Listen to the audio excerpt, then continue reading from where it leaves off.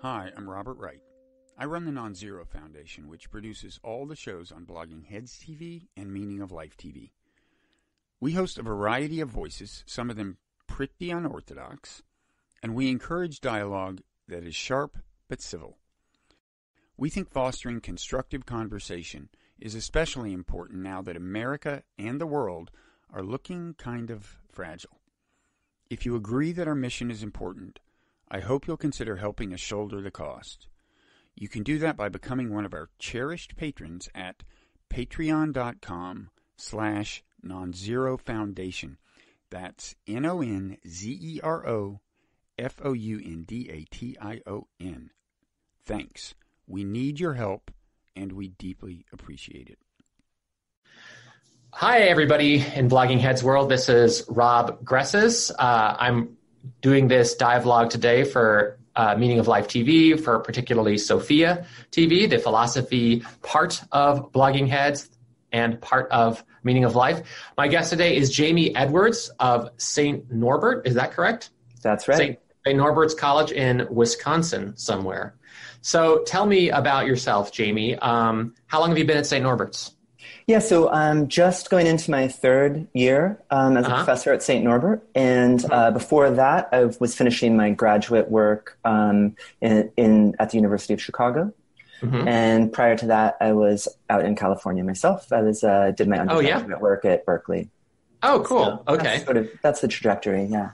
And your dissertation advisor, at least one of them, was Brian Leiter at the University of Chicago. Was he your main advisor? That's right. Yeah, Brian was really my main advisor. Brian and Dan Brudney, also at the University of Chicago. And then I worked with Martha Nussbaum also, and Michael Forrester, who's at the University of Bonn in Germany. Okay, great. And we're here talking today about, this is how I was going to describe it, because this is how I recall it being described by Brian Leiter, the Microfoundations of Marxism. Do you like that description of what you work on? Yeah, I mean, that sounds good. That's a piece of it. I mean, there's a lot to Marx. Which part that features into, we can get into, but that's definitely a big and important part of work on Marx, I think, to be done. Yeah. Now, so there's a lot of things that are part of Marxism, classical Marxism or contemporary Marxism, things like the labor theory of value, things like historical materialism, also class consciousness, ideology critique, and commodification of value, workers owning the means of production. But I take it you focus on ideology critique and class consciousness, that sort of stuff. Is that fair? Yeah, I think that's right. I mean, so, Marx is one of those thinkers that is an area of Marx that really draws me in. So there's a lot to Marx. I think of myself really as a reader of political philosophy from Plato to the present. So I think my non-Marxist friends think I'm a Marxist, and my Marxist friends think I'm not. So Marx is somebody that I come back to a lot. I like to read. I find him, I think he has a good eye for problems, whatever the right metaphor is. I think he has a lot of original, interesting things to say about the different problems he points to.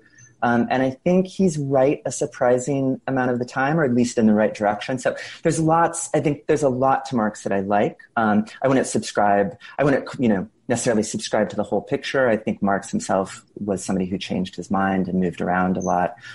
So there's a lot in Marx that I find interesting. My dissertation was specifically on ideology. That's a draw, and I'm interested in that strand of thinking from Marx and the way it's developed also in the 20th century with thinkers. So that's a particular draw. But there's other areas of Marx that I like as well. Yeah. But you when you did your dissertation, it wasn't on those other areas, or was it? It was mainly on from what I recall, I read an interview with you for the APA blog. I'll have to include a link to that, where you talked about how you wanted to see how cognitive biases, among other kinds of biases, can help to explain how ideologies of the dominant class or classes become widespread and become adhered to not only by the members of those classes, but by members of the classes they oppress as well. Is that, broadly speaking, correct?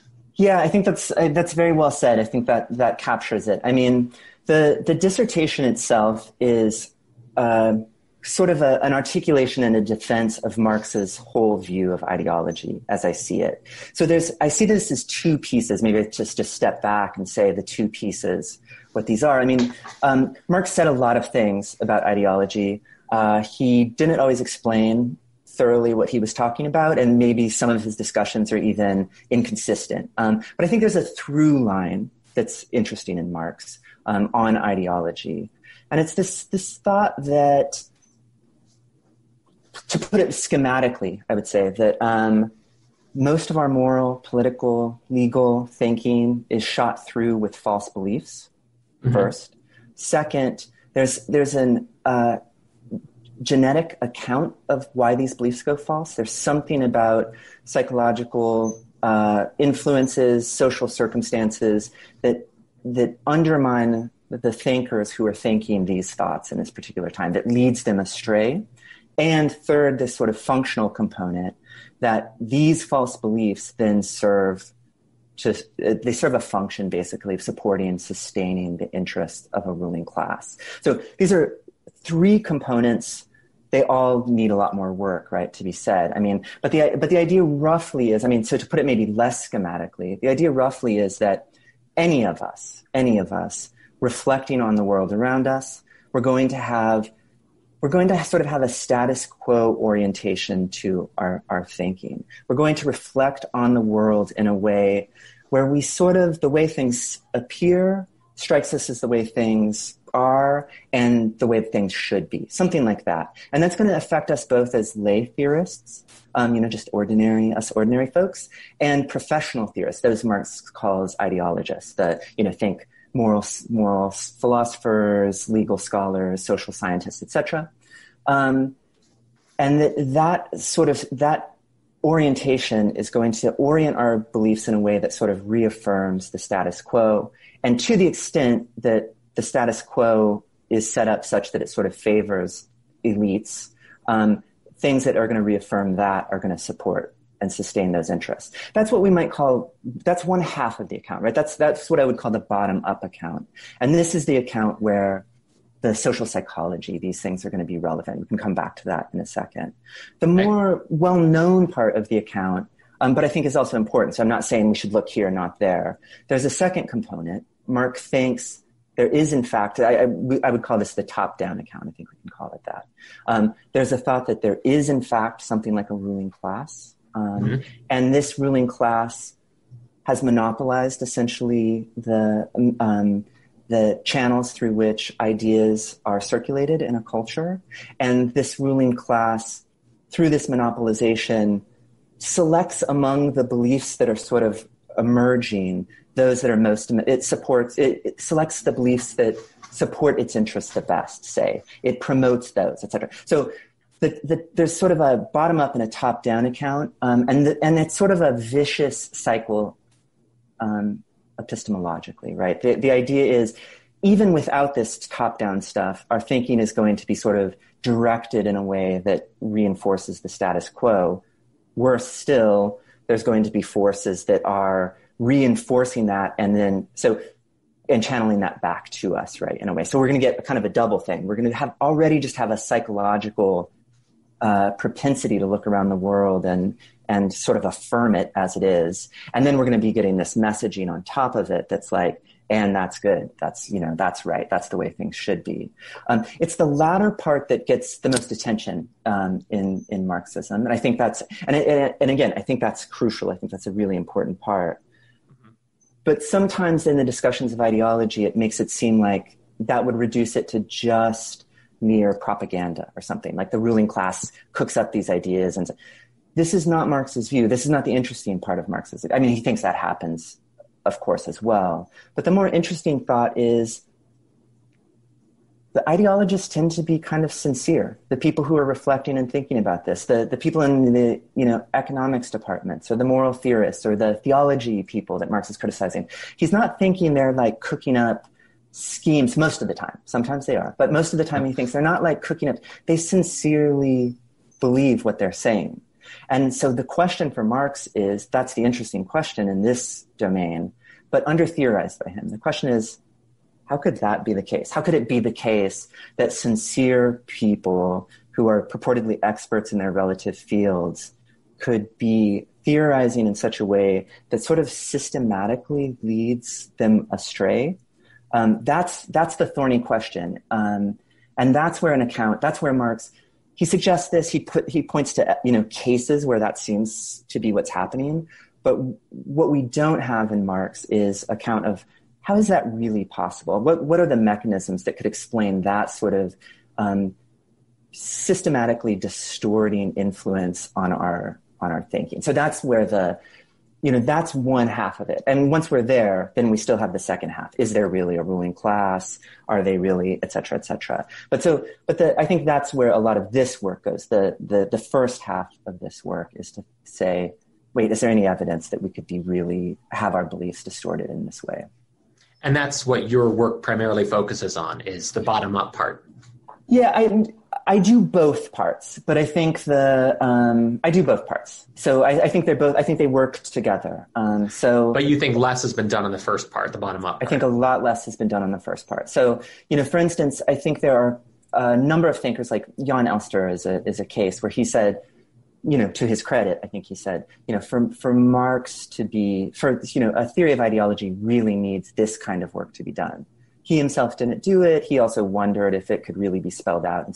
But the thought is, this is really the biggest gap in the theorizing. So that's that's a big chunk of my work. I mean, the first part is just exegetical, trying to comb through the weeds of Marx's various thoughts and say, is there a through line? And then the second is just like, okay, this is interesting. If this were true, this would be pretty dramatic.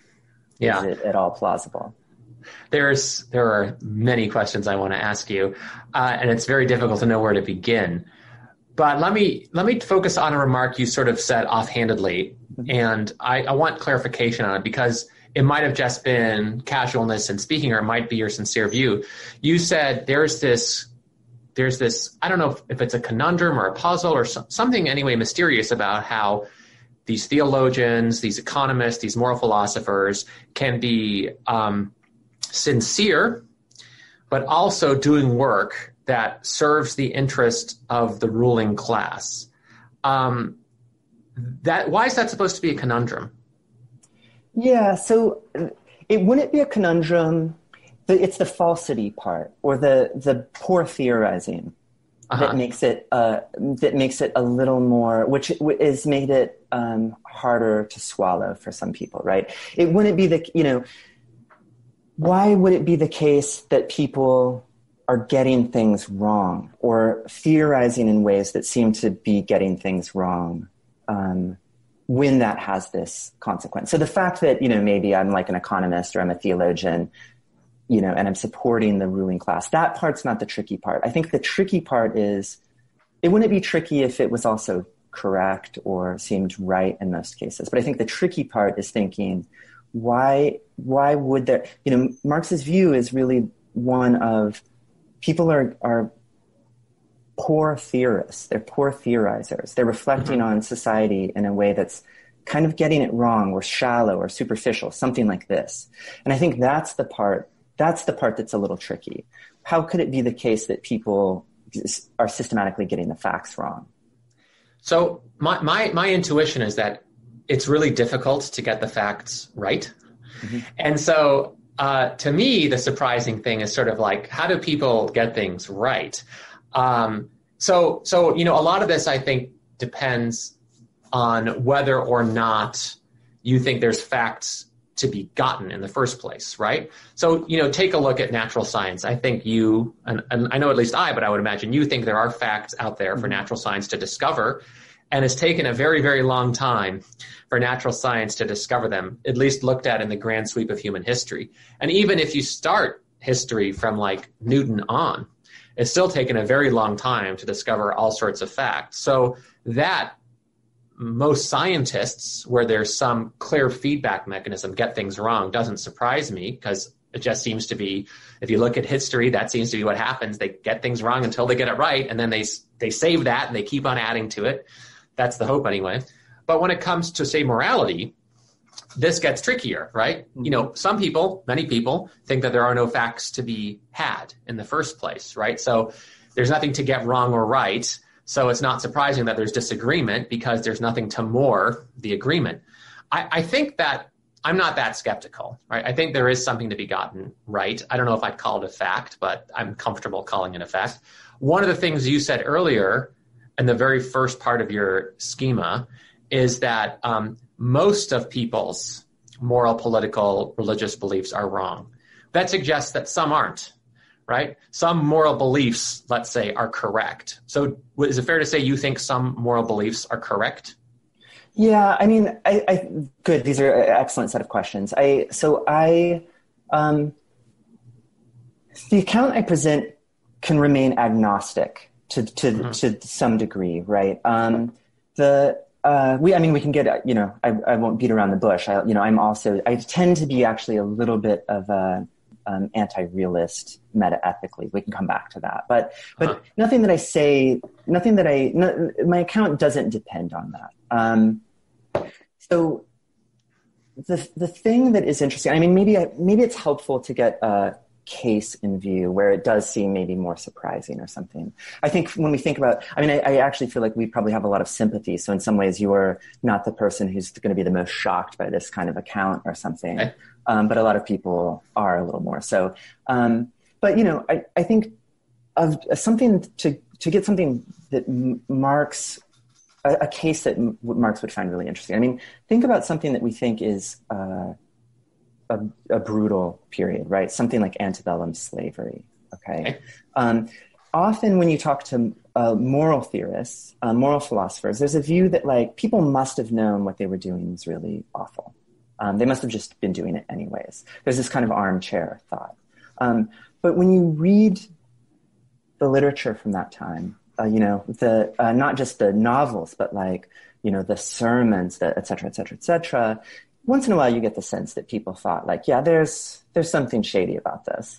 But a lot of the times you get the sense, for really contradictory reasons, all sorts of reasons, they're bizarre typically, but from the perspective of some sort of pseudoscience or the perspective of some sort of the Romans did it this way, it's got to be good, or whatever, all sorts of reading of scripture, etc. People jump through these hoops of post hoc rationalizations of this is right, this is the way things should be, this is really the natural order. There might be some problems around the margins, etc., but this is really sort of the best of all possible worlds. And then there'll be some sort of intra-party disputes about something like that, right? So, and then I think now we look back, hopefully, and we think, okay, that's crazy. People were really, it's hard to believe anybody took any of these arguments seriously. And it's not just, right, and so I think that's the sort of thing for Marx that he would be particularly interested in. A case like this where those beliefs are shot through, and it's not just a case of false moral beliefs, but, views about right interpretation of scripture or something, views about the role of, brain science, views about, all of these kind of beliefs. It's not just the case that, we're talking about one-off moral beliefs. Usually a moral belief is sort of a constellation. It'll be some sort of hodgepodge of descriptive components and normative components. So the surprising thing, I think, with why I want to say the hedge with saying most of these beliefs are false it's not my way of saying some of the normative beliefs are true. It's just to say that any sort of constellation of beliefs you have, it doesn't have to consist entirely of false beliefs, right? Some of those components are going to be almost trivially true, right? Here's a view about human beings. Here's one part of that view. There are human beings or whatever. There's going to be a lot of true, in any constellation of beliefs, there's going to be a lot of true beliefs too. So the sort of hedge about most of the beliefs is meant to capture that the sort of constellation, the entire constellation of beliefs gets undermined. It's not the thought that like there are, I'm not taking a stance with respect to there are some true and false moral beliefs. Does that make sense? I mean, is that... I'm going to see if it makes sense. So let's say that there's no fact of the matter about moral beliefs. And yet, there's still things like consistency relationships, right? There's still things like robustness of the reasons you have in favor of one conclusion or another. So even if you're an anti-realist about morality, it's one thing to say people have moral worth in virtue of their ability to suffer, right? Which is a kind of utilitarian sort of attitude. And then to combine that belief with, by the way, these black people over here, they don't have moral worth. And it looks straightforwardly contradictory. So how do people not see that obvious contradiction, right? And so one way is that they might say, oh, they're not people, right? Or they might say, oh, they're not really suffering. They look to be. Or they are suffering, but it's for their own good in the long run, or something like that, right? And so, there are ways out of it. And when it comes to certain very basic moral intuitions, maybe there's no justifying them or not, but they're widespread enough. Like pain is generally bad, pleasure is generally good, my family matters, my friends matter, my community matters. But then when you get really offbeat moral beliefs that seem to be instrumentally involved in horrific practices, those are the ones that draw people's attention. And moral theorists, what Brian Leiter would call bourgeois moral theorists, will look at them and say, oh, the reasoning is so bad that they must have known it and they're just willfully ignoring it. And you're saying, no, that's not correct. The reasoning might be terrible, but nevertheless, they really aren't seeing it. And so that's the puzzle. How do people miss such obvious moral facts or moral reasons given their other moral beliefs? And so Marx tries to explain those kind of lapses with like ideology. Is that fair? Good. Yeah, I think that's right. I mean, one little caveat, but I think very well said. I mean, again, it's going to be diagnostic in each case, right? There's going to be, we're going to look at various constellation of beliefs. And like you said, we'll see different irrationalities at different moments. Some it will be a set of beliefs that are internally inconsistent, and that seems to be the problem. Some it's going to be a belief based on pseudoscience. Some it's going to be an inference based on scripture, which implies both that the scripture tracks any truth at all and that that's a good reading of that scripture, whatever. So in each case, it's going to be diagnostic. It's not always, so I wouldn't say that, right. So that's what I would say. I don't think I think there's space I think you could be a moral realist of some stripe and see this as a worry. Like if there are moral qualities, but here is a weird thing. There are facts of the matter. You could be this kind of moral realist. There's some sort of facts of the matter. And when we look at cases, we see, weirdly, looking back through the history, we are sort of sabotaged in our thinking. We're bad epistemic agents or something. And here are the mechanisms that explain why we're bad epistemic agents. But you could also be a moral realist, in which case you're just seeing why. It's a weird kind of explanation of a certain kind of error, right? Why were people gripped by this sort of picture? Why did it seem so true to them? If you're a moral anti-realist, there's some sense where all of this is going to be false, right? But I think, so again, I guess it's like, this account stays agnostic with respect to, is it the case, whether it's the case that there are moral facts out there that we're tracking badly, here's just why we're defeated all the time, or if there's not, it's still why do certain views get a grip on us and seem so compelling for a while and then drop off and seem so lose their grip on us. Yeah, so I guess that's the thought. Why, whether there's facts out there or not, it's what seems to be the case when you look through history is certain pictures get a grip on us at certain periods of time. What explains that? That's the work that I think needs to be done with the microfoundational bits. Okay, so let's start at the bottom, right? So you've got a person, and we're going to start at the bottom. Like, I don't know if I want to say pre-ruling class. I don't know if you think there ever was a pre-ruling class moment other than prehistorical moments, but just what are the basic psychological cognitive mechanisms that you think give rise to bad moral reasoning or bad political reasoning, that kind of stuff. So what are you thinking about in particular? Yeah, good. I mean, so in some ways, this is always can be the tricky part of a presentation, because here it is really just looking to, things that seem so maybe far-fetched for armchair philosophy is sort of the bread and butter of social psychology. So, right. So when you look to the decades of research of social psychology, you see just nearly infinite laundry list of the various ways that we are irrational, right? Mm-hmm. So, we can go through cases, those are fun, but I would just say in general, we can think of these in terms of, there's one class we can call cognitive biases, sort of following Kahneman and Tversky, but there's a tradition even before them. I mean, they're the most famous of that tradition, but lots of work before them and after them. And then another set of beliefs, another set of biases that are like motivated biases. So and there, especially the work of like somebody starting with like Lerner, but going through Just, who's working right now, in sort of belief in just world theory, these kind of things. But so here's the rough idea. I mean, in some ways it's weird because you can start looking through the various cases and they can almost seem like cute, like little quirks of our reasoning or something. But it's really, I think, death by a thousand cuts, where you really a picture emerges of us not being the sort of epistemic agents that we idealize, right? So, I mean, what would it be? What do we want as idealistic agents? We sort of think of ourselves hopefully as, we make judgments on the basis of the facts before us. We have a certain amount of epistemic modesty, right? I don't make a vast generalization.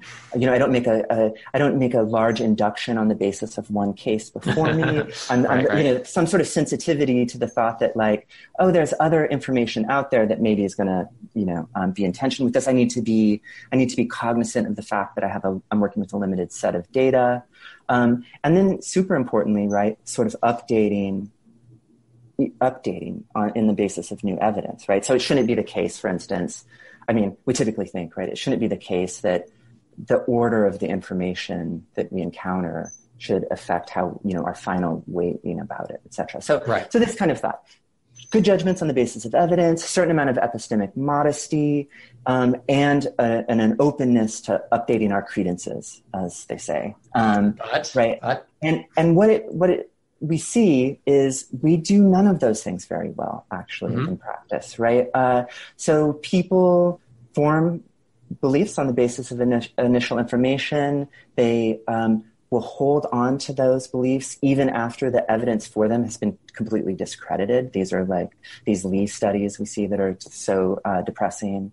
I tell you did very well on a certain test and you start thinking of yourself as like a great geographer or something. And now I tell you like, no, that was just a joke.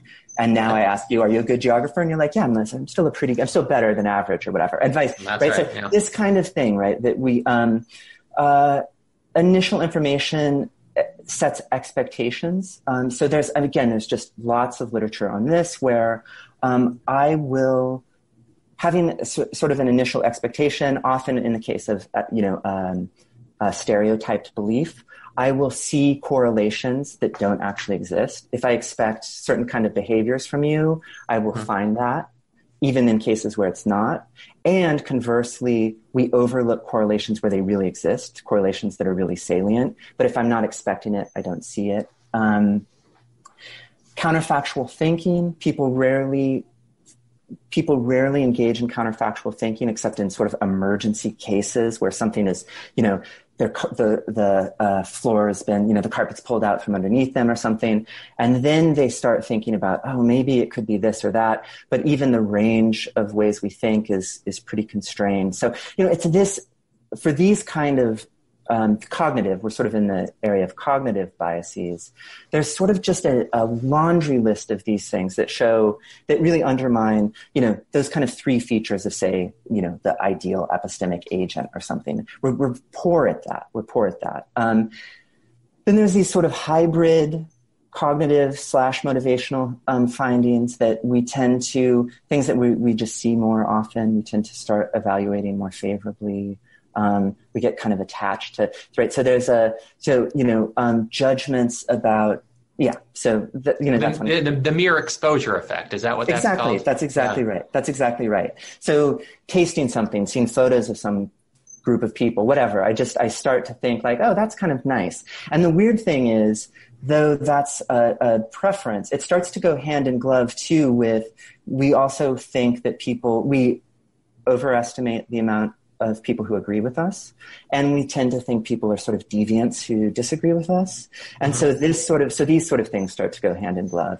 There's a library of this kind of research that undermines just us as cognitive, as epistemic agents for just cognitive reasons. I mean, again, these are all cases where I don't care going in what the facts are, right? I'm not invested one way or another in something being some way or other, but I just start to process information in a way that makes me a less than ideal epistemic agent.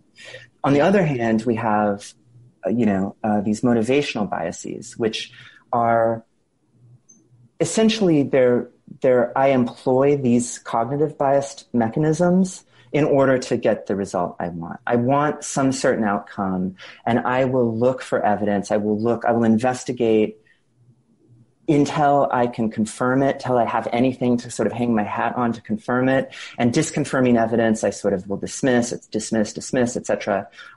So that ramps things up.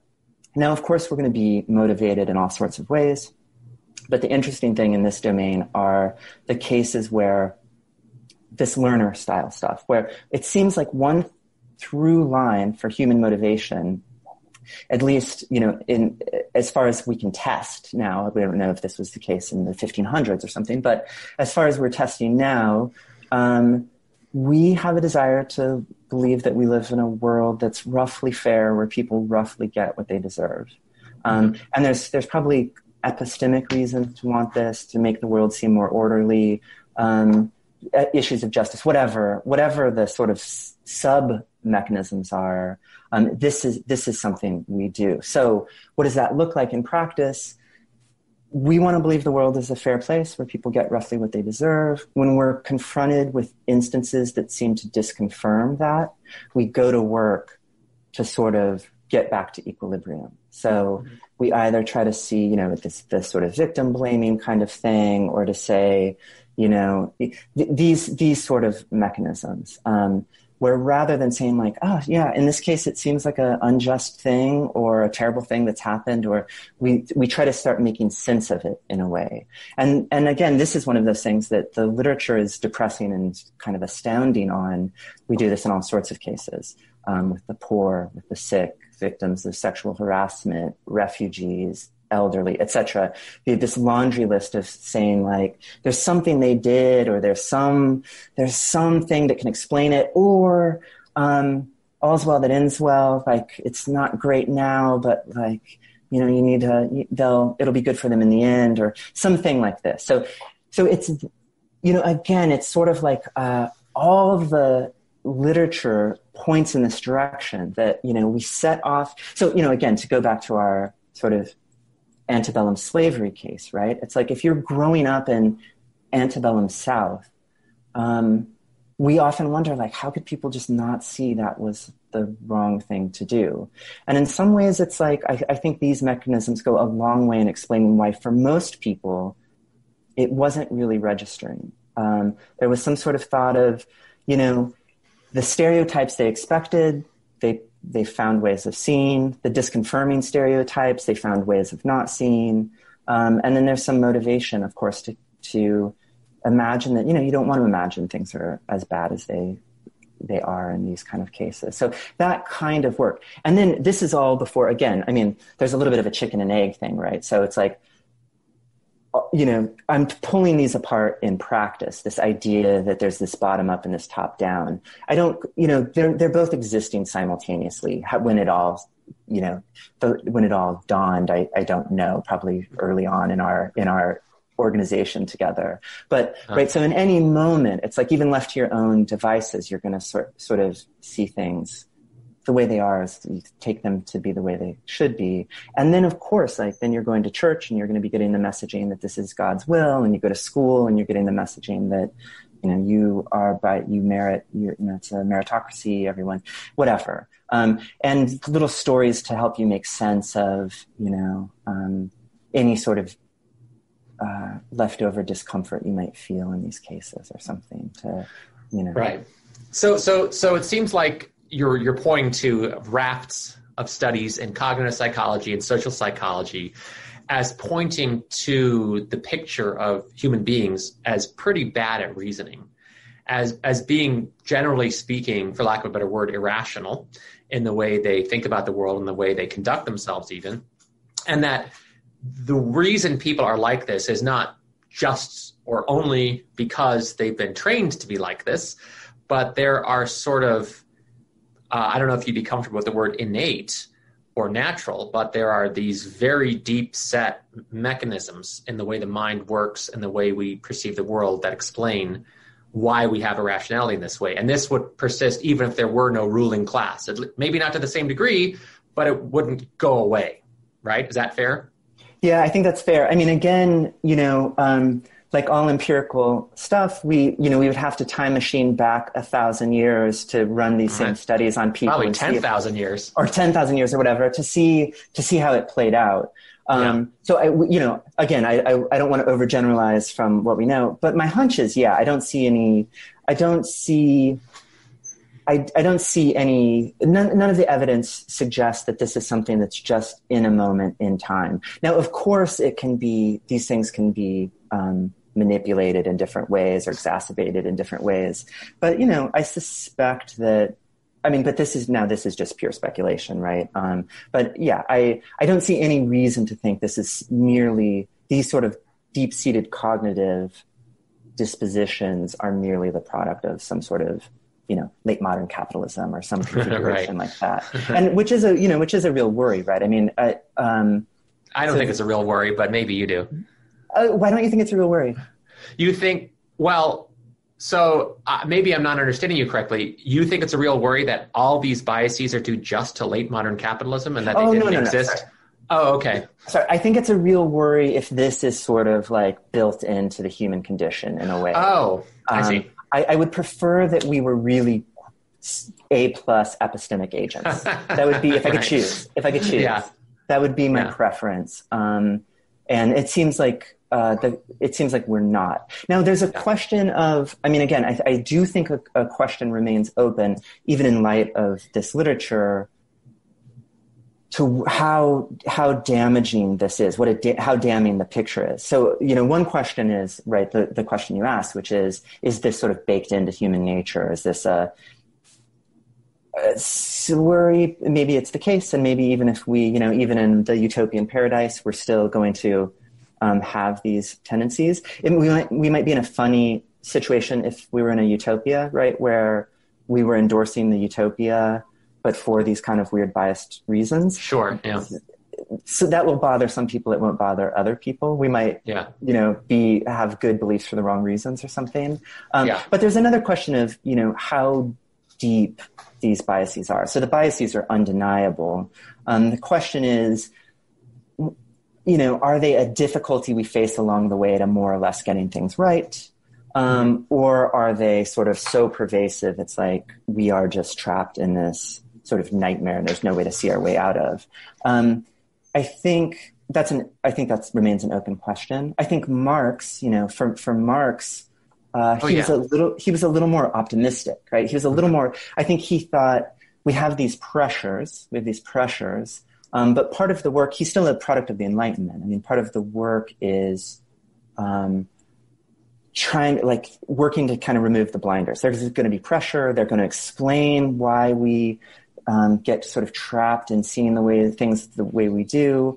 But part of the work of a good political theorist would be to sort of disabuse us of some of these notions and to say, like, I know it looks like this.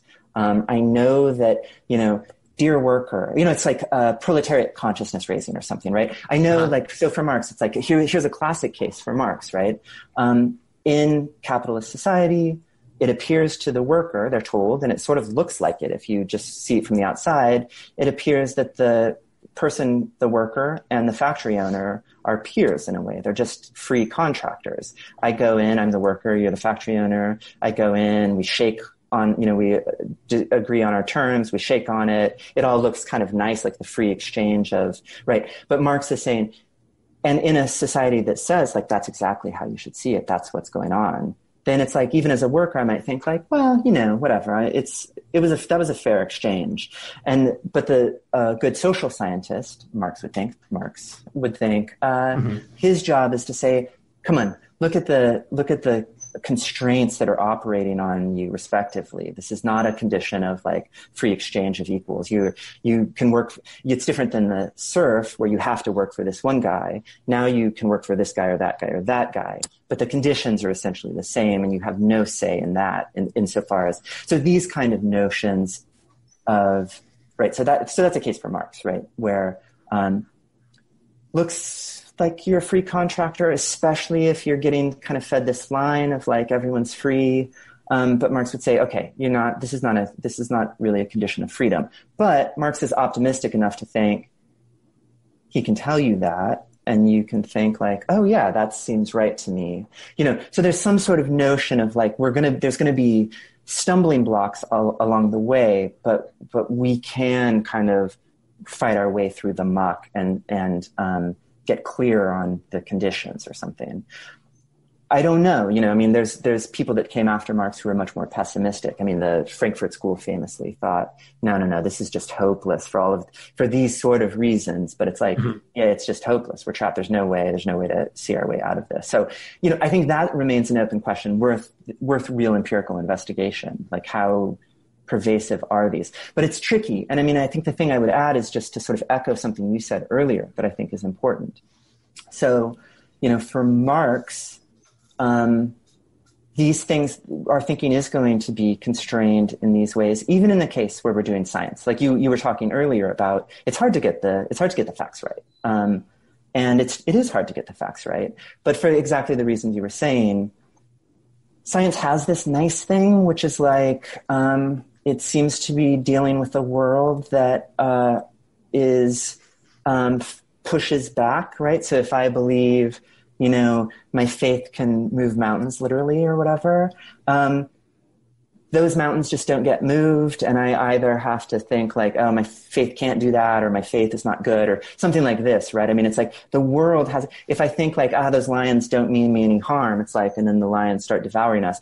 The world is responsive in a way to that kind of theorizing. And I think this is the question of whether you're a moral realist or not, there is this very weird feature of moral facts, if you believe in them, which is like, they don't seem to stand in the way of our thinking or interfere with our thinking in the way that sort of theories about gravity or something tend to be more responsive to the earthly facts or something. So I think, there's a way, so for somebody like Marx, right, he can be sort of pro-science, even if he's thinking like, yeah, there's going to be problems, it's going to be hard along the way.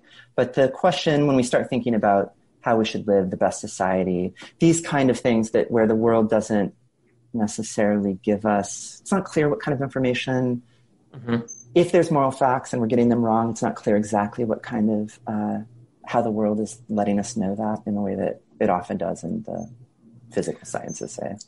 Yeah. There's going to be an analogy you could make with math, or there's going to be an analogy you could make with how certain arguments just seem more persuasive than others, and yet, you want to fight against the conclusion, and yet you can't. Like, it just seems, oh yeah, that just seems right. I forgot who it was. There was some thinker who called that the forceless force of arguments. I think it was Habermas, right? The forceless force of arguments, where and there are psychological studies that demonstrate this, where people can want a particular conclusion to be true and yet still arrive at its denial because the reasons against it seem so good. And this actually relates to a couple of things. One of the things you were talking about with all the social psychology, the cognitive psychology, I have reservations about all that.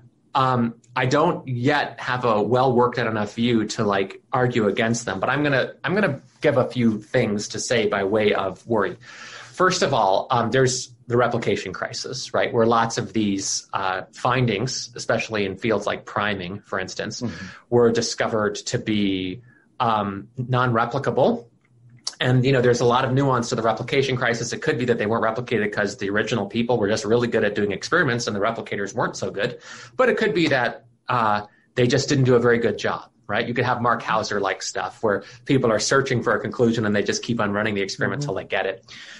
And besides the replication crisis, though, here's a kind of, I don't know if I want to call this a Marxian critique of psychology, but maybe an ideological critique. You might say that psychologists have a bias, right? There's a psychologist named Lee Jussum who makes that allegation against the field of social psychology. Psychologists as a group are looking for ways in which people are imperfect reasoners. And there's a lot of reasons they might do that, right? It gives them something to do. It makes them who know this stuff feel superior to them. It always justifies certain kinds of policies to intrude in people's lives and tell them they're not thinking properly, right? And psychologists don't focus as much on ways in which people get things right as opposed to get things wrong. And for understandable reasons, a lot of people are more interested in abnormal psychology than normal psychology, right? Criminals are cool, law-abiding citizens aren't. So there's that worry you have, which is a kind of worry that I think, I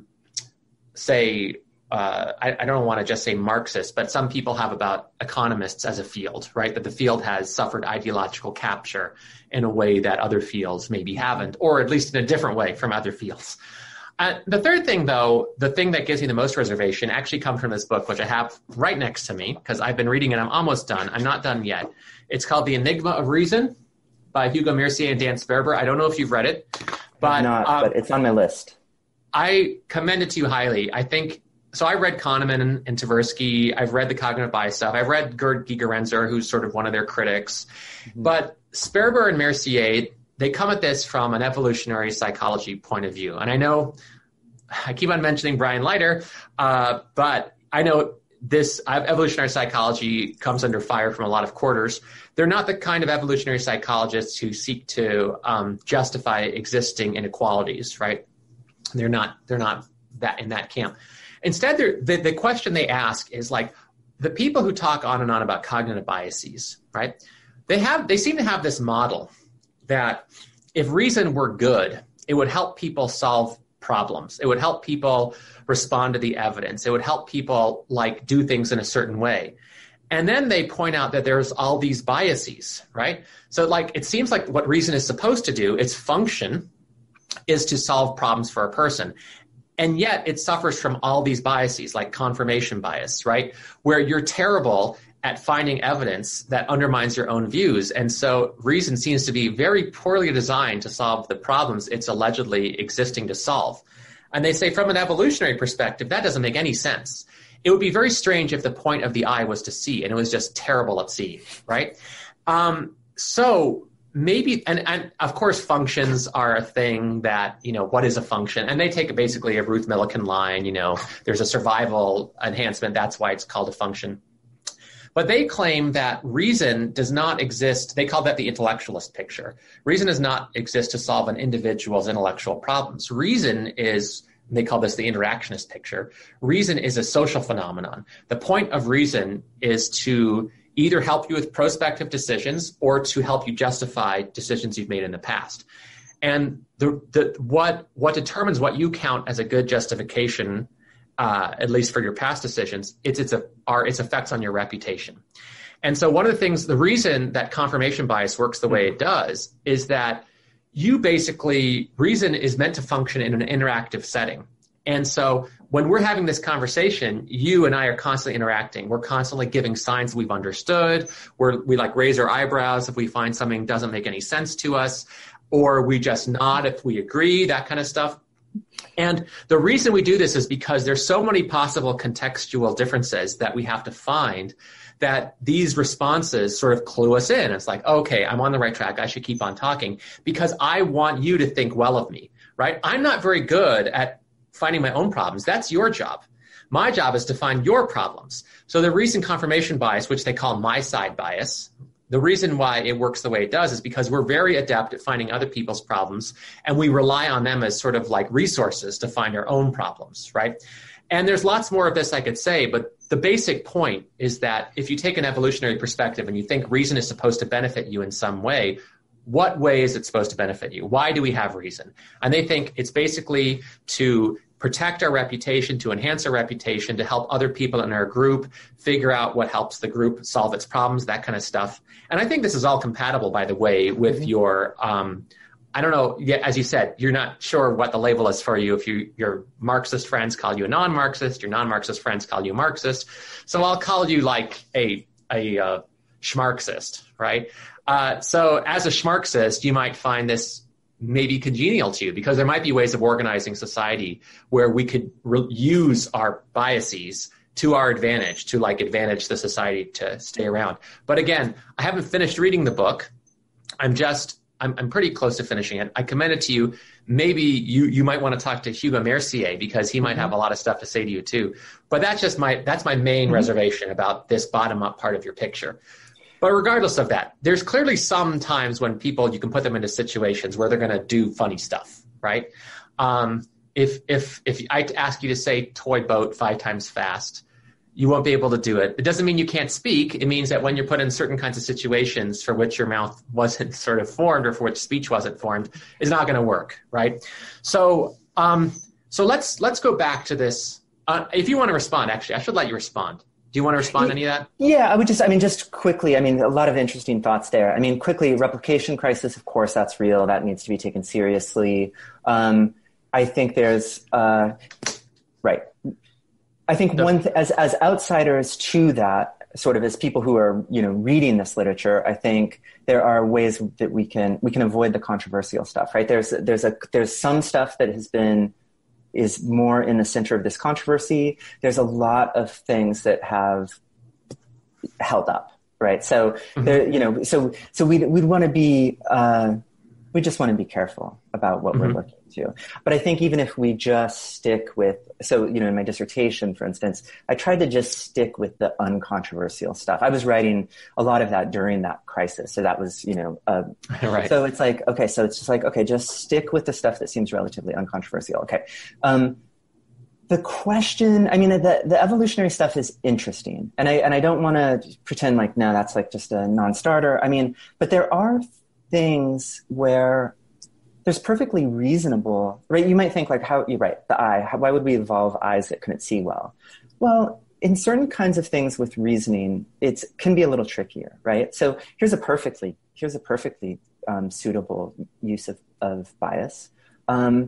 It's good to have false positives in the case of saber-toothed tigers. I will be better served, being bad at guessing the exact number of saber-toothed tigers. I'll be better served if I overestimate the number of saber-toothed tigers in the region, right? Yeah. Because, right. So that's a one little example, but it's like that kind of thing, right? What is reasoning for? It's not that reasoning is for.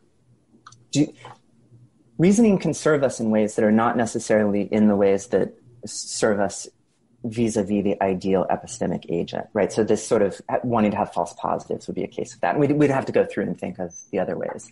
The other question is, could reasoning be, okay locally, not get us in trouble locally, enough to get our genes passed on and give out when we're sort of thinking broader about, cultural norms and stuff, right?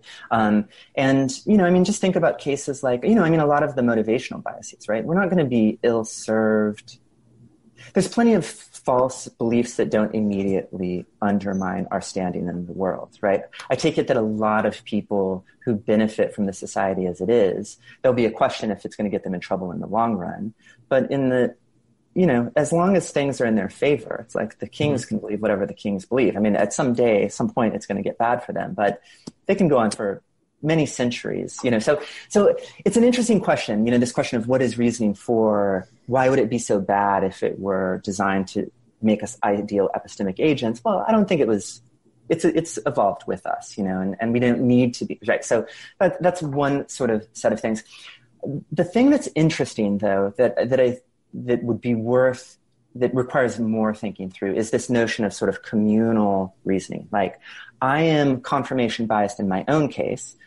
That's because it's sort of like we're imagining we're a jury, right? And what we want we're a law court. What we want in that case is you argue the best version of your case. I argue the best, and that will benefit the facts. That's a nice thought. That's a really nice thought. And it is true that confirmation bias, especially motivated reasoners, for reasons you're suggesting, actually prove to be really good critics of it's not that they just make up stuff. They're really good at finding the weak spots in arguments. The problem is it's asymmetrical. They don't do it in their own cases, right? So maybe here's the ideal thought, the thing that you're suggesting. Doesn't matter if I'm biased in my own case. If you're biased in your own case, and then we get together, we're great. There's a lot of evidence, though. I mean, again, this is that we don't fix our biases in these ways, right? It's not like I'm motivated in my own case. You're motivated in my own case. And then we get together and work it out as agents. We tend to remain sort of entrenched, or there's these sort of, for Cass Sunstein style worries. Sure. We get in these cascade effects, right? Where it's like even one of us had the good information, but in a group, for whatever reason, again, there's cognitive and motivational reasons. One of us sort of sets on the facts and keeps quiet about it. So it's an open case, right? I mean, when you really look at how groups reason together, I think there the evidence is that's not a heartwarming story either. Sometimes we do well. Mm-hmm. Sometimes we actually move even further afield than we originally started out. Yeah. I mean, I'm thinking here of the work of Philip Tetlock with super forecasters, and there are certain conditions you can put groups in where they will reason really well. And one of those is when you use a Delphi method, right? Where you have the groups independently come up with answers for stuff, and then they hear the group average, and then they can reassess things in light of the group average. But the Delphi method works even better if people can actually argue, not just hear the group average, but argue, hear the reasons for the group average. And then people are really good at discounting erroneous reasons and taking quite seriously really good reasons. So if I tell you, there's a 20% chance that it's going to rain tomorrow, and you say, how do you know? And I say, a genie told me, you'll be like, okay, that doesn't change my credence at all. But if I say, my app on my iPhone told me, that's going to really increase your credence. And people are pretty good at that. The one problem, and I've taken a seminar with Tetlock's people on super forecasting, and one of the problems they point to is that if you see the people as they're giving reasons, right, and one of them is a kind of a head honcho, then that has a very distorting effect on the kinds of reasons. So definitely there are things that can happen because we're concerned about reputation. If Mercier and Sperber are right, the person, if there's a powerful leader, that can really affect a reputation. So we're going to want to satisfy that person regardless of whether it's correct or not. We're going to want to help that person. And to make a very prosaic example, there's been a lot of evidence for years that overall it benefits your team in football, American football, to not punt on fourth down, but to go for it. And yet coaches knew this, but still wouldn't do it. And I think the best explanation is they knew that if they did that and it failed, they'd get fired because the spectators don't know about any of that statistical research. Whereas if they punted on fourth down and it failed, well, that's normal. The spectators wouldn't get mad at them for that because that's what you're supposed to do, even though statistically speaking, it's not as good, right? And then we can multiply these examples over and over. But now we've been talking for a while. Let's get to the meat of it, right? Let's talk about how the elites enter into the picture and how they use these cognitive biases, if such there be, and motivational biases to their advantage, and maybe how good they are at that. Maybe they're not so good at it. Maybe they're really good at it. And if so, how's that work? And you talked about a functionalist story. Maybe that's going to have some role to play. So tell me how the elites enter this picture. Yeah, good. I mean, so and again, this now we're sort of, in more familiar territory for Marx, but this is a broad tradition, right? A lot of how is a society characterized? Marx thinks it's typically going to be the case that in most hierarchical societies, there's going to be something like a ruling class that emerges. This is going to be a group that's, for whatever reason, well-positioned to take advantage of the situation. And okay, so we can do a full Marxist story, but but we don't have to, right? We can just, the question is, even in a place like the US, right, are we in a situation right now where it's a full democracy, everyone, one person, one vote, everyone has a say? Is there sort of competing set of, interest groups? Is that the people that have the power? Or is it competing elites? Or is there really something like one group that's a ruling class? This is also a very controversial issue. This is why it's like, talking about the bottom up account is one piece of it, but it's also very controversial, this other piece. Again, it depends on the audience, so talking to some people that nothing could seem more obvious, that we live in a case where there's elite domination. Other people think like, no way, this is all conspiracy theory. So that is, again, this is, in some ways we have to have some sort of, there's conceptual work. What would count as a ruling class? And I think for something rough and ready, for this, we could say something like, for Marx, it's going to be something like this. Does anything match this?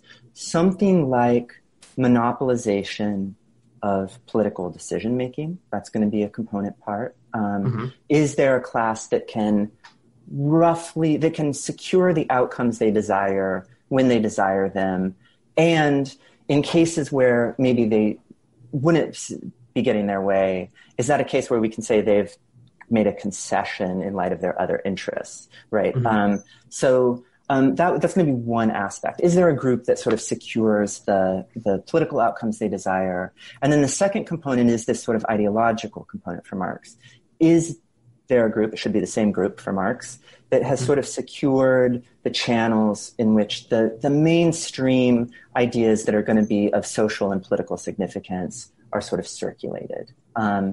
So those are two different questions. They're both big questions and controversial. I think that interesting research, the empirical research that I find interesting on this is something like the Gillens and Page research. Is this about oligarchy? America's oligarchy? It's in that vicinity. But so Gillens at Princeton, political scientist, did this massive study. And this is quite interesting, right? So massive study looking at decades of public opinion polling, polling people that both tracked where they were on the economic scale and what sort of outcomes they desired. So going back, to like the 60s or something. Okay. So massive amounts of this data, and then he goes through and he compares this data with the various outcomes that actually were affected politically. And it's stunning data. Basically what he finds is so a couple of interesting things. One, a lot of people get what they want a lot of the time. Whatever class you're from, a lot of people secure the outcomes they desired, whether you're on the bottom or the top or whatever. A lot of cases where people get what they want. Now the question is this good news? Does this mean that everyone's like getting a say? And the research he says what is interesting is when you look at the cases where what seems to explain that is that often there's just agreement on issues that people want. But when you look at a case where they can't index it to the top 1%, the data doesn't discriminate, but people in the top 10%, when people in the top 10% desire a particular outcome and it's in tension with what everybody else wants, they always win. They always win. Always, so, as in zero counterexamples. Like nearly zero counterexamples. It's very the cases are really marginal. It's really striking. This is true even for Brexit? So this is American data, this happened right before Brexit. So we would have to kind of look at how. And again, the claim shouldn't be that this is like. Even if there's one, that's only one. I'm just saying. Yeah, exactly. So zero is very stark. It's just zero is stark, but this is the conclusion that Gillens and Page reach essentially, which is like the people from other classes when their desires diverge, doesn't matter. And even in the case of interest groups, I mean, this is the sort of surprising one, even in cases where there's sort of a coalition of, other people, they don't get their interests met unless it's on the occasion when the ruling, like this elite class, say, this economically elite class has sided with it. Let me stop you. Yeah, please. Okay, because this raises a lot of questions. So the top 10%, right, economically speaking, and that's, I assume, in terms of either wealth or income or both, I don't know which, it seems to me that there's a lot they disagree about. Is the claim that only when they agree, that 10% group, when they agree about something, is that when they always get what they want? Right. So that's going to be the case. So there's going to be cases where, opinions are going to diverge. And sometimes, there's sort of left-leaning, Democratic-leaning elites, Republican-leaning elites, et cetera. And so in those cases, the data is going to, it'll play itself out, right? It's going to, but when elites, and this is not like a small amount of the time, when the elites are in favor of certain things, they will get those things. So this tends to track things like, social issues. There's some diversity of views on, but certain economic issues and the constraints of certain economic issues, these kind of things. Okay, let me stop you again though. Yeah. So when the 10% agree, does that mean 51% of them want X and 49% of them don't? Or are you talking about 70%? Or like, what does it mean for the 10% to agree about an issue? Oh, that's a good question. We'd have to dig into the data a little bit to see this. I'm not exactly. I think it's it's going to vary. It's not always. We're not talking about cases where it's just unanimous. Yeah. But I'm not sure if he's counting 51-49 cases. But in the majority of cases where there's a majority of strong majority, let's say. Strong majority, let's say. So my next question is this, and I'm thinking here of the work of Akin and Bartels and Jason Brennan. You haven't said whether this is bad or good, right? Couldn't it be that those cases where the 10% agrees about something and the 90% disagrees are cases where there's a really clear answer about what's right, and the 10% happen to know it and the 90% don't because they're not as well educated or because, their interests aren't as well aligned or whatever. This anyway is what Brennan seems to think. Yeah. I don't know if Akin and Bartels agree with him about that, but at least they paint a picture of the average voter as woefully dense, right? Believing things that are demonstrably false or having shocking levels of political ignorance. And they think, if I'm not mistaken, that it's about 90% of the public that's either incredibly ignorant or incredibly poorly motivated as political reasoners, where basically what they want is just whatever favors their own side, however poorly thought out their reasons are. And the other, 50% don't know who the vice president is or whatever. So you haven't said whether this is bad or good. I assume you think it's bad, or at least you think it's evidence that there is a ruling class, in particular a ruling economic class, and that it's basically about the top 10% of people. Yeah, that's right. Okay, excellent. So it doesn't, we haven't said if this is good or bad. And it's true, the Bartels work is like damning. The American voter is woefully uninformed. Not just American. Right? Yeah. I think it's most voters. That's probably right. The American literature is the stuff that I know the best, but it's depressing, right? So, right, that is leaving, the question right now is there a group that secures the outcomes it wants? Mm-hmm. Again, that's already a big question. But if we can answer that affirmatively, then you might think, right, that 10% is it's good. That's all for the good, right? Right. Thank God for the ruling class. Exactly.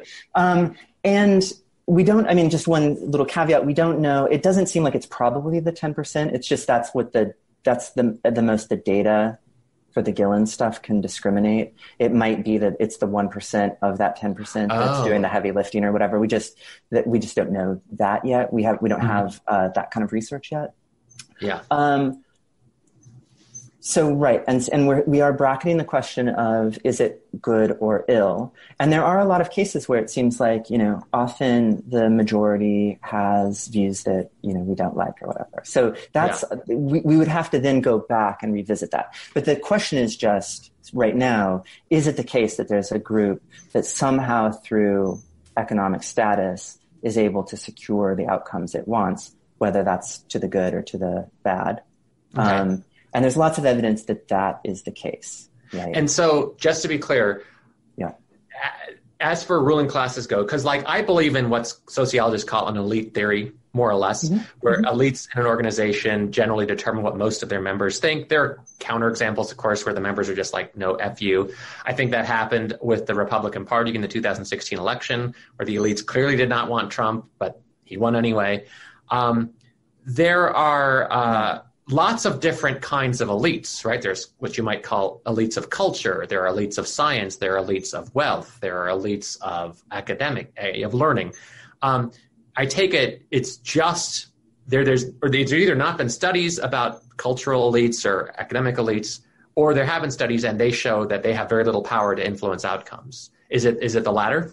It's the latter. I mean, this is what the evidence is looking like so far, right? That, there are cultural influencers or whatever, right? But the moment when that happens, the moment if you want to change things, the moment when that becomes possible is the moment that you convince people at the very top economically to side with you. Okay. So now let's talk about that top 10% or 1% or whoever it is. So how does this happen? How do they get what they want? Yeah, so the idea is going to be, I mean, and again, a lot of people who study elite theory, this is basically just the tradition of elite theory studying this. There's going to be a number of mechanisms, right? So the first thing is just the phenomena. Is the phenomena real? If it's real, if this data holds up and it kind of looks like it does, then the question is what mechanisms could explain that? Is this an utter mystery? It seems like it's probably not an utter mystery. I mean, there's going to be a number of things, right? So in one case, there's going to be the case that often the people in power themselves are drawn from elite classes, millionaires and the Senate, et cetera, et cetera. So that's one avenue, but it's not, of course, not always the case, but disproportionately so, right?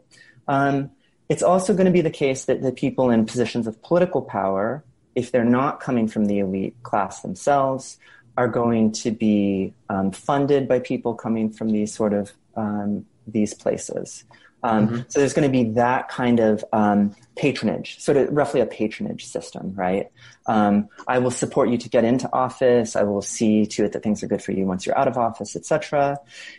And then I think there's just a general sort of what you might call like an anticipatory favoritism or something, right? I mean, going back to the sort of cognitive stuff we talked about earlier, a lot of people are inclined to believe that, do we bail out Main Street or Wall Street or whatever? A lot of people are inclined to have accepted the thought that like, no, what is in the favor of the elites is going to be in the favor of everyone else. So to the extent that they've internalized that sort of ideology, essentially, right? To the extent that they've internalized that, there's going to be some sort of anticipatory thing. So, if the levers, as far as political outcomes go, are being determined by people who are drawn from elite classes and or depend on if they're not themselves, they depend on the patronage, and they grow up in a culture that also just thinks like, well, what's in the interest of business is largely going to be in the interest of So, these are kind of three mechanisms, and we'd have to, look at them in detail, but they're pretty rough and ready, but I think they do a lot of the explanatory work in a case like this. So the three mechanisms, again, were, first of all, a lot of people in who are in the most powerful sectors of society come from an elite, just because if you have a lot of money, you want to get something for your money. One of the things you want to get is power or access to power. And so you're going to be willing to pay the price to get it. So that makes a straightforward case. You talked about anticipatory. What was the anticipatory thing again? Yeah. So, I guess I would say the three would be, the first would be membership, the one you just described. People in power are largely drawn from those classes anyways. Right. The second one is going to be patronage. If I'm not coming from that class, or even if I am coming from that class, and you're a billionaire, you're really going to support me. But the other is just sort of whoever is going into those positions of power is also going to have, it's not going to be just purely like a quid pro quo. In many cases, it kind of seems to be, but it doesn't have to be just that. There's something like, I can have the view if I'm in a position of power, that like in this society, growing up in this culture that says what's good for business is good for everyone. Yeah. If I've imbibed that, I'm thinking like, okay, right. I want to do the things that benefit this class, not because I'm like favoring them. I'm looking out for everyone here. Got to make sure we've got a good functioning economy, that kind of thing. So the ruling class gets what it wants. Let's say that's established. The next question is, what does this have to do with ideology, right? Because one of the things you said earlier, and maybe I'm trying to trap you here. I didn't mean to. But no, I love it. If I trap you, great. The cultural elite, right? People who are responsible for our cultural products, right? Movies, television shows, novels, etc. I could be wrong, and you tell me if I'm wrong, in your opinion, but I think they, broadly speaking, lean left, right? They don't always get what they want, but you're saying that the 1% or the 10% changes people's ideology, and it doesn't do it through culture, or it does do it through culture, or what? Yeah, good. So I think this is one of the trickier parts of this, and getting this right is a tricky part, right? So, the first picture is elite monopolization of political domain. That is, I think, clear, and I think the evidence is clear in some sense, right? I am able to determine who gets into positions of power. I determine which bills get passed. I can determine which bills even come up for a vote, whatever. Once in a while, there's a fringe candidate, but I can assure there's a majority of people who are going to keep his or her bills from reaching the floor, et cetera. So that's how it works in that case. Now, the question, this is a little bit of the trickier question. What do we do how do we think of the case of the general mainstreaming of ideas? What kind of ideas, what kind of social and political ideas gain currency in a culture at a particular time? This is an interesting question. Whatever the real answer to this question is, I think it's a really interesting one, right? My hunch is, my hunch going through this literature and the work, but I think there's a lot more to be said and investigated here. But my hunch is political outcomes matter more for the bottom line, for the direct interests of the economic elites than what Hollywood movies playing at a particular time, et cetera.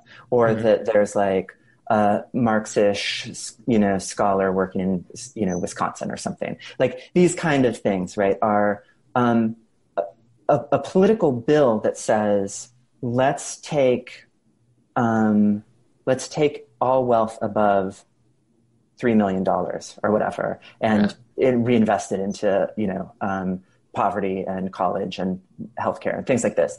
Those sort of things will never get a hearing politically. Now, the question is, what about cultural ideas? And I think for the most part, I would say, and I think that, this is consistent with a Marxist view, would be a lot of the ideas don't matter. A lot of the things, if it's not going to be a threat to anybody's status, then it doesn't matter if you're like the movies this year are dinosaur movies or UFO movies or whatever. That flavor doesn't matter.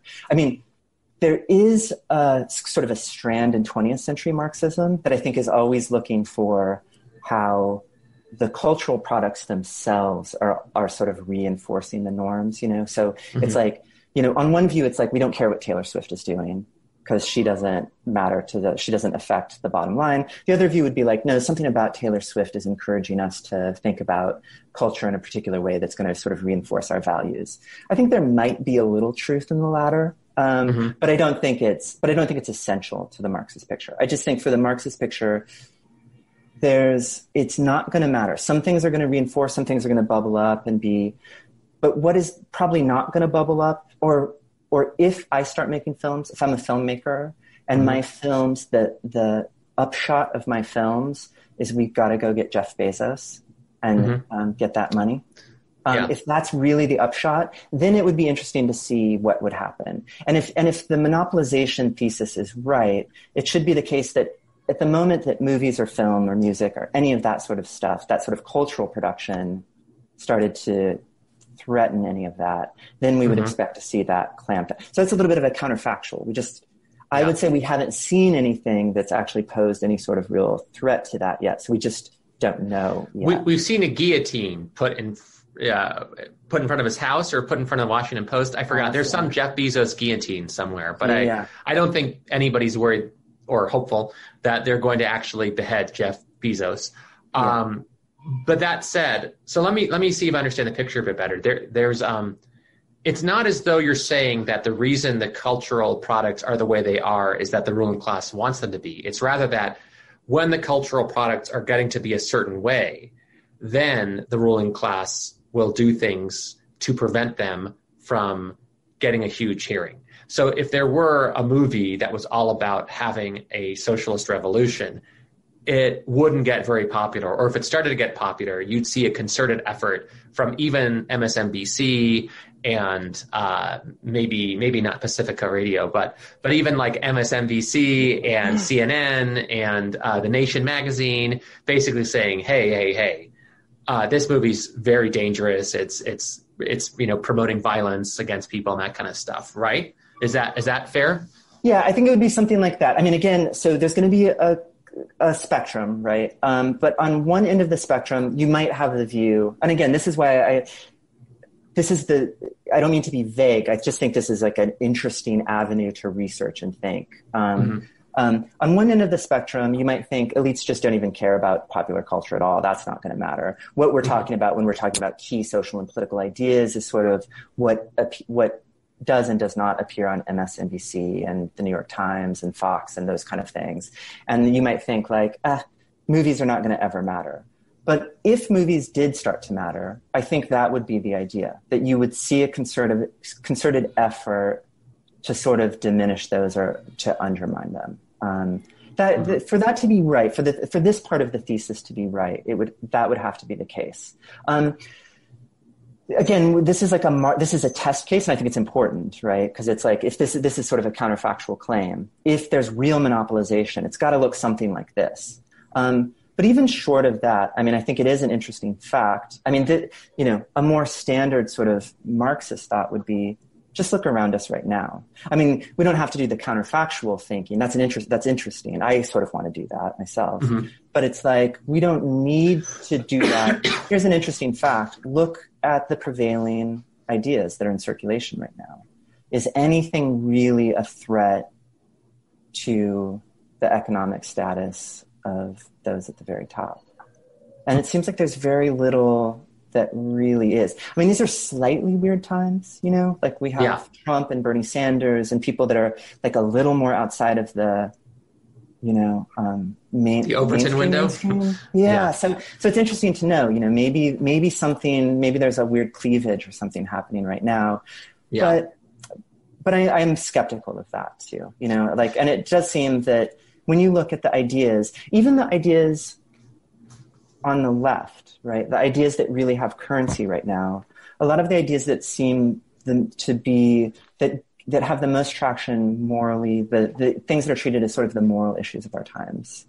Most of those can be dealt with without being a threat to the ruling elites, right? They're things that could be taken on. Right, like so more racial representation at the New York Times rather than making the New York Times owned by the workers. Yeah, right? Exactly. Yeah, nobody's calling for Hannah Nicole Jones to replace Arthur Sulzberger. Exactly. Even she isn't. Although it might be in her interest to do so. So we're going to try to wrap up soon. But before we do that, I have a couple of questions. So like when I think of class consciousness in the sort of maybe the vulgar Marxist way, I think of false consciousness, right? People are believing things that are not in their interest. And the reason they're believing things that are not in their interest is that it's in the interest of the ruling elites for them to believe those things. And you have Thomas Frank, the journalist, who wrote that book called What's the Matter with Kansas, where you have all these people in Kansas voting for Republicans against their own interests. A lot of times this kind of issue brings up questions like, well, how do you know what's in their interests, right? And maybe they really do value social issues a lot more than they value economic issues. And then the other question it brings up for me is like, how often do elites know their own interests, right? How often do the elites think, oh, or I shouldn't say think, because that gives a kind of conspiratorial vibe, but how often is it the case that elites functionally are moved towards acting in a certain way because it will protect their interests, and it just backfires, right? They're just wrong. Like, that didn't work. Is that possible? Does it happen? Has it happened? Yeah, it's a good question. I mean, I think you can have richer notions of interest, and the richer your notion gets, the more, wrinkles there's going to be. But I think I don't think we need to get that work deep into a notion of interest to see that. I think for the most case, right, it's true. Kings made some bad moves sometimes, right? Like, people do judge poorly what's in their own immediate welfare. But typically not, right? And you don't need a robust notion of like what's really, really, really in your interest. I mean, people know, when we're talking about interests, we don't mean, right, it's an open question. I mean, you might think, if you think like the good life would be the life of, in communism or something, right? And so that the ruling elites are making they're precisely not choosing what's in their own interest or something. Right, that would be a picture. But if we're just talking about immediate sort of welfare interests in a more down-to-earth sense, like pocketbook issues, protecting my place where I stand currently in light of what I care about, it seems like people make reasonable decisions, best they can in the, given the question of elites getting it wrong all the time, I think is like, they seem like they're pretty good at securing their position in the world and seeing that it's secured for their children and so forth. What's the matter with Kansas question is a really interesting one. And I think I also think I do think people are sort of, I don't think you have to have a deep, again, I think for Marx, it's a little bit consciousness raising. It's not like you have to have I need a deep metaphysical view that I need to convince you of, dear Kansas resident, of like what your true interests are, but just sort of going through the facts with you. Like, here's what you're voting on. Here's the thing you're voting on. This is not the thing that you're really getting much of. This is the thing that's paid lip service to. Maybe you're being told, you're being moved by sort of social considerations, social issue considerations. Those don't tend to be the things that are really, getting play in Congress anyways. And so there's a way where you could say, like, even if that's what you wanted, that's not quite what you're getting. And, you don't have to go too deep into maybe a slightly more informed interest thing to say, I think it's the case that most people, where I grew up is very working class, and I think they're susceptible to this sort of thinking. It's like, I don't think they think like, well, I know what's in my economic interest is one thing, but I'm so moved by these other considerations. And I've done the calculations and I've weighed it out and I've decided I'm willing to go there. It's like, no. They think like, this is the person who's looking out for my economic interests. They're the person who I identify with socially, et cetera. It's usually like and it can be mixed and matched, but it's like usually a full menu of items you're voting for. And I think that that's the sort of thing that you can go a long ways by and say, like, let's just walk through it. Like, are you getting what you're voting for right now? How is this really, how is this really in your interest in either that you're aware of, or that in a very, very easy to do sort of informed preferences kind of thing? You don't have to go deep to some sort of metaphysical, philosophical anthropology or whatever. I just need to convince you of some deep. It's like, no, you're not getting what you're voting for. But this goes, I think, in some ways to the thing that you brought up earlier with the Bartles thing. I think, the reaction to that is like, how dare you say these people are voting against their interests? And like, don't you think they're making the calculations and know what's in their interest? A person says that sort of thing, right? And it's like, no, for the reasons you pointed to earlier, the Bartles reasons. Most people have no clue what the people they're voting for are up to or doing, or the bills they're in, So there's a certain cluelessness. And that just seems to be the empirical fact, right? So I don't think there's any metaphysically controversial work we need to do or whatever. I think people are, in a pretty plausible way, voting against their interests. And I think if you could sit down and go go slowly through it, like people would kind of have to see that in a way. Yeah. So last thing, and then I think we'll finish. You know, my general worry about your view is just that I'm very skeptical that anybody's good at knowing what their interests are over the long term. Like, it's really hard to see a year out, much less 5 years out or anything like that. It doesn't matter how rich you are. It doesn't matter how well informed you are. Just the future is hard to predict. And so I don't know how much the ruling, I mean, you said the ruling class gets their way when they oppose the rest of America.